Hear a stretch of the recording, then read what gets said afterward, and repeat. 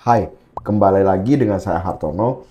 Hari ini kita akan bahas mengenai WeWork, sebuah perusahaan yang sangat luar biasa, bertumbuh dan jatuhnya pun luar biasa banget. Jadi kita akan bahas apa sih WeWork itu, bisnis apa sih seperti itu. Nah, WeWork itu adalah bisnis coworking space pada umumnya. Jadi WeWork itu didirikan tahun 2010 oleh Adam Neumann sebagai CEO dan Miguel McKelvey. Jadi sebenarnya bisnis modelnya itu simple, bahwa mereka itu bikin coworking space di mana orang-orang itu gak perlu nyiapin sebuah kantor yang pasti. Orang bisa sewa aja dari mereka dan bisa berhenti kapan aja. Secara bisnis sebenarnya sangat menarik ya, bahwa di pusat-pusat kota seperti New York, Las Vegas, Los Angeles gitu ya, di mana tempat sewanya sangat mahal, orang itu bisa sewa aja untuk sebulan, 2 bulan, dan bisa sewa sedikit aja gitu. Jadi sangat mudah dan sangat efisien. Waktu itu begitu ide bisnis ini diluncurkan, WeWork diterima dengan sangat baik oleh masyarakat. Bahkan WeWork itu sampai digadang-gadang sebagai startup terbaik pada saat itu. Dan hanya dalam 4 tahun, valuasi dari WeWork ini bertumbuh sampai 15 triliun di 2014. Sehingga membuat WeWork mencapai unicorn status karena mempunyai valuasi minimal 1 miliar US dollar atau 15 triliunan. Di 2019, WeWork mencapai posisi tertingginya, yaitu dengan valuasi paling nggak 47 miliar US dollar atau setara paling tidak 700 triliun lebih untuk kurs sekarang. Jadi WeWork ini sempat bertumbuh seluar biasa itu. Dan waktu itu investor utamanya pastinya SoftBank.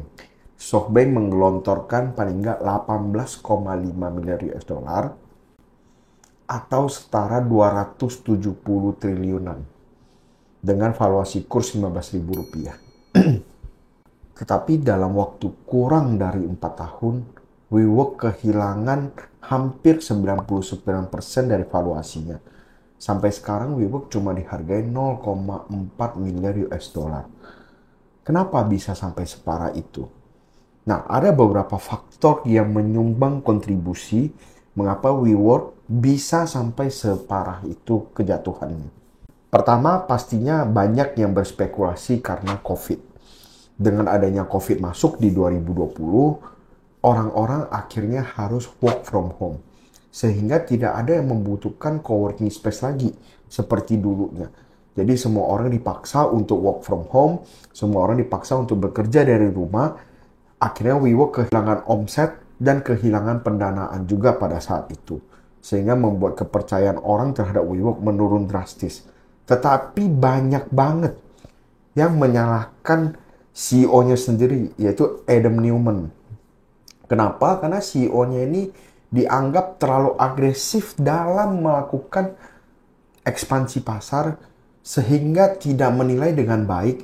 Bahkan ada beberapa skandal yang orang nggak suka dari CEO-nya. Salah satunya CEO-nya sengaja membeli jet ratusan miliar hanya untuk kebutuhan transportasi dia. Dan juga CEO-nya sendiri pun menempatkan WeWork di salah satu properti miliknya. Jadi WeWork ini sampai sewa ke propertinya si CEO-nya sendiri. Kabar burungnya seperti itu. Nah, jadi CEO ini pastinya dianggap sangat bermasalah oleh investor. Sehingga investor sampai memikirkan cara untuk menyingkirkan si Adam Neumann ini. Akhirnya SoftBank menawarkan Adam Neumann sejumlah uang untuk meninggalkan WeWork. SoftBank menawarkan 1 miliar US dollar agar Adam Neumann itu keluar dari WeWork, yaitu senilai 15 triliun. Tanpa pikir panjang, Adam Neumann langsung menerima tawaran itu dan keluar dengan 15 triliun. Tapi Adam Neumann sampai sekarang sangat dibenci oleh para investor karena dianggap menjatuhkan WeWork sampai sedalam itu dan menjebak para investor sampai kehilangan hampir 99% dari total yang mereka investasikan. Tentunya orang yang paling dirugikan dari kasus ini adalah SoftBank sendiri. SoftBank menginvestasikan hampir memiliki 80% dari WeWork itu sendiri dengan puluhan miliar US dollar. Bisa dibilang SoftBank menginvestasikan ratusan triliun ke dalam WeWork hanya untuk gagal seperti sekarang. Bagaimana menurut kalian? Apakah WeWork akan bangkit kembali? Dan menurut kalian salah siapa? Apakah salah Adam Neumann atau salah dari SoftBank yang terlalu berharap dengan perusahaan startup seperti WeWork? Coba komen di kolom komentar. Thank you.